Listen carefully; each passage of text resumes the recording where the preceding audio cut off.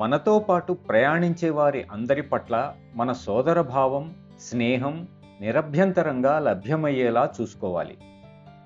అవసరమైన వారందరికీ నిస్సంకోచంగా కుల, మత, రంగు వంటి ఎటువంటి భేదభావాలు లేకుండా మన సేవలను అందించగలగాలి. ఈ భేదాలే గతంలోని మానవాళిని విడదీసినవి, మన మార్గానికి అడ్డుపడేవి కూడా. భేదభావాలన్నిటినీ గట్టిగా నెట్టివేయాలి.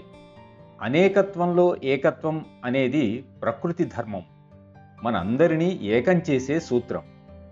మన ఆశయంలోనూ మన ప్రయత్నంలోనూ మనలను కలిపి ఉంచే ఆయన పట్ల ఉన్న ప్రేమను పటిష్టపరచాలి.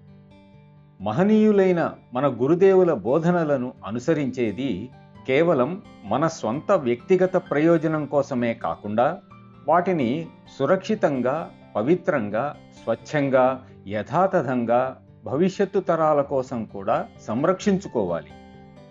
ఇది మన దివ్య వారసత్వం. దీనిని వినియోగించుకుని మన తరువాత అసంఖ్యాకంగా వచ్చే వారికి అందించేలా చూసుకోవాలి.